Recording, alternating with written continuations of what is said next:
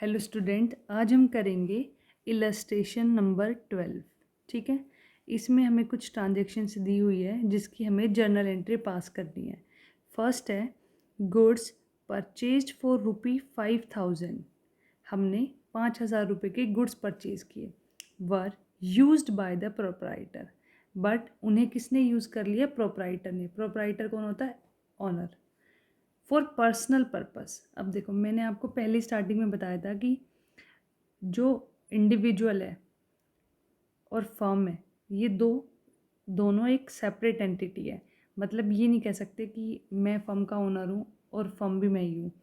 हम अकाउंट्स में फर्म को एज अ सेपरेट एंटिटी मानते हैं। ठीक है। तो अब क्या हुआ, जो फर्म का ओनर है उसने फर्म के कुछ गुड्स ले लिए अपने पर्सनल यूज़ के लिए। ठीक है। तो इसे हम बोलेंगे ड्राइंग्स। ठीक है। तो हम यहाँ पे ड्राइंग्स अकाउंट को डेबिट करेंगे। Drawings account debited. अभी प्रोपराइटर ने अपने पर्सनल यूज़ के लिए गुड्स लिए हैं, तो गुड्स आते हैं हमारे परचेजेस के अंडर, तो हमारे परचेजेस को हम क्रेडिट कर देंगे। ठीक है। Drawings account debited to purchases account, और नरेशन लिखेंगे goods used for personal purpose.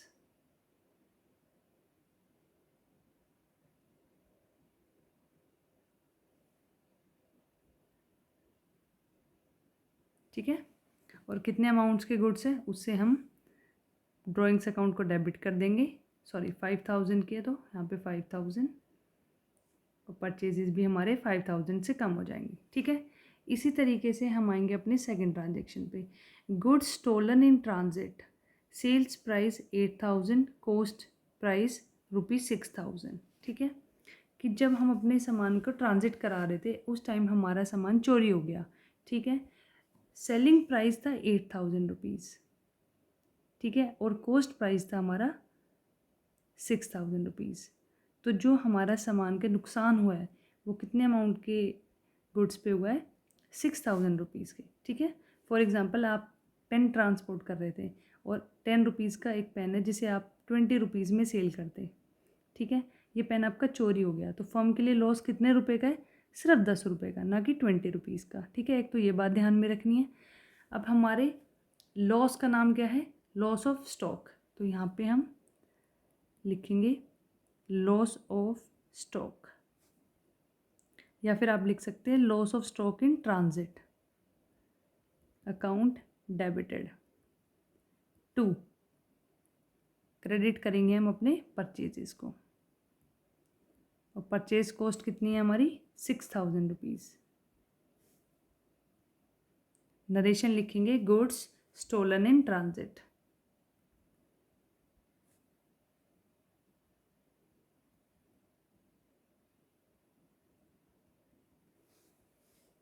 अब हम आएंगे अपनी थर्ड ट्रांजेक्शन पे।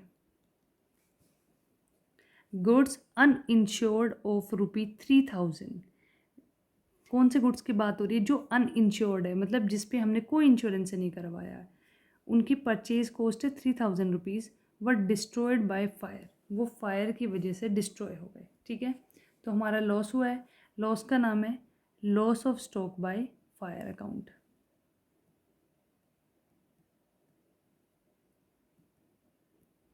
तो इसे हम डेबिट करेंगे टू परचेजेज अकाउंट।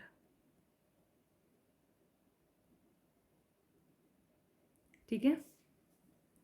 और परचेजेज अकाउंट में अमाउंट आएगा 3,000 रुपीज़, क्योंकि 3,000 के रुपीज़ के गुड्स हमारे by because of fire damage हो गए हैं। ठीक है। डिस्ट्रॉयड हो गए हैं।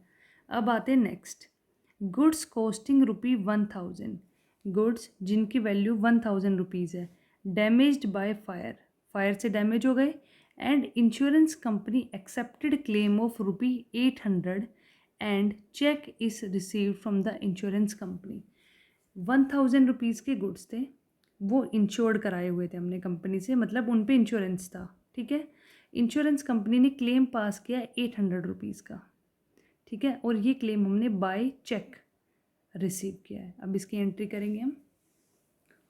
तो सबसे पहले हम अपने लॉस की एंट्री करेंगे। ठीक है। तो यहाँ लिखूँगी मैं loss of stock by fire account to purchases account. ठीक है, अमाउंट आएगी 1000 रुपीज़।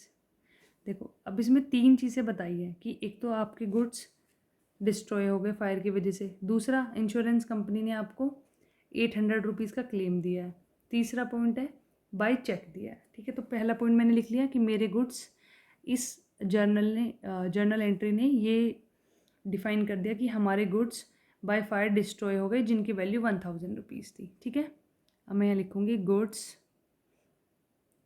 Destroyed by fire. ठीक है, अब सेकंड पॉइंट है कि इंश्योरेंस कंपनी से हमें क्लेम लेना है। ठीक है, तो इंश्योरेंस कंपनी के अकाउंट को हम डेबिट कर देंगे।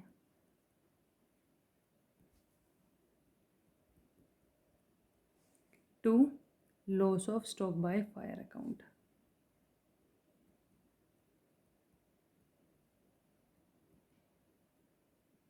ठीक है, 1000 रुपीज़।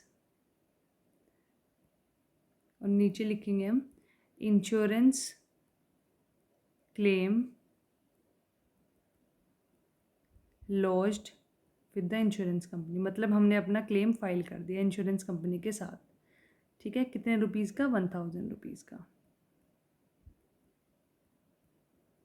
अब हमें इंश्योरेंस कंपनी से क्लेम रिसीव होता है। ठीक है, बाय चेक के फॉर्म में, मतलब हमारा जो रिसीव हम करते हैं वो बाय चेक करते हैं, मतलब बाय बैंक। तो debit the receiver, bank account को हमने डेबिट कर दिया। ठीक है, अमाउंट है 800 रुपीज़ की। ठीक है, इंश्योरेंस कंपनी कितने अमाउंट के लिए लाइबल है? 1000 रुपीज़ के लिए। तो मैं यहाँ पे टू इंश्योरेंस कंपनी लिखूँगी पहले, अमाउंट आएगी 1000 रुपीज़। ठीक है, 1000 रुपीज़ का हमारा क्लेम था, लेकिन हमें 800 ही मिले। जो बाकी 200 रुपीज़ है वो हमारा लॉस है, जो हमने इंश्योरेंस कंपनी से भी हम रिकवर नहीं कर पाए, तो इसे हम अपने प्रॉफिट एंड लॉस अकाउंट में डाल देंगे। और इस लॉस का नाम है loss of stock by fire account. ठीक है, इसे हम ट्रांसफ़र कर देंगे प्रॉफिट एंड लॉस अकाउंट में। ठीक है, तो ये हो गई हमारी, इसमें 3 एंट्री होंगी सिर्फ। ठीक है, अब आते हैं हम लास्ट वाली पे। Goods costing ₹500 given as charity, sale price 600। अब सेल्स प्राइस से तो हमें कुछ करना नहीं है, क्योंकि परचेज बुक में जब हम रिकॉर्ड करते हैं अपने गुड्स को तो कॉस्ट प्राइस पे ही करते हैं। तो हम यहाँ पे लिखेंगे, अब हमने 500 रुपीज़ के गुड्स की चैरिटी कर दी है। ठीक है, तो हमारे एक्सपेंस का नाम क्या है? चैरिटी या फिर donation. Account debited to purchases account, और अमाउंट आएगी 500 रुपीज़। मतलब 500 रुपीज़ के गुड्स थे जो हमने चैरिटी में दे दिए। और यहाँ पे लिखेंगे गुड्स गिवन एज चैरिटी। ठीक है, इसी के साथ हमारा ये वाला क्वेश्चन ख़त्म हो गया है। एक बार आप भी इस क्वेश्चन को दोबारा करना, और अगर कोई डाउट हो तो आप मुझे कमेंट सेक्शन में पूछ सकते हो। ठीक है, अब देखो एक ड्राइंग्स वाला पॉइंट रह गया हमारा, वो हम कर लेते हैं। ये देखो, ड्राइंग्स किसे कहते हैं? ड्राइंग्स मीन्स अमाउंट और गुड्स, मतलब amount in the form of cash. ठीक है, या फिर गुड्स विड्रॉन, जब हम निकाल लेते हैं। कौन निकालता है? प्रोप्राइटर, मतलब ओनर, फॉर पर्सनल यूज़।